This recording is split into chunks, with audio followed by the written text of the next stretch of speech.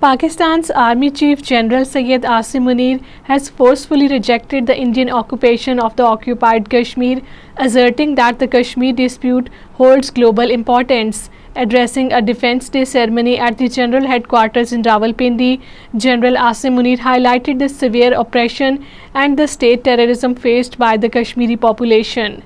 Leaders of the All-Parties Hurriyat Conference Azad Kashmir chapter have expressed profound appreciation for the recent statement made by the Pakistan's Chief of the Army Staff, General Syed Asim Munir, regarding the Kashmir dispute. General Asim Munir delivered his remarks during the Defence and the Martyrs' Day ceremony. India's illegal occupation of the Jammu and Kashmir is not only a national problem but a regional and a global problem. He said, "We salute the freedom struggle of the Kashmiri people and maintain that the establishment of the sustainable peace in South Asia lies in the solution of the Kashmir issue."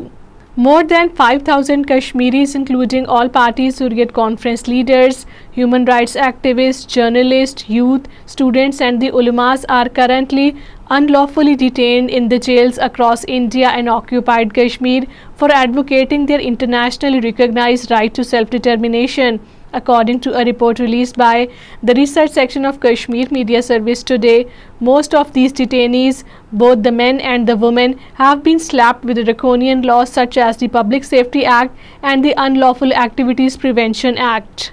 Senior All-Parties Hurriyat Conference leader Mirwais Umar Farooq has asserted that India must abandon its policy of the force and pursue a political solution to achieve the lasting peace in Kashmir.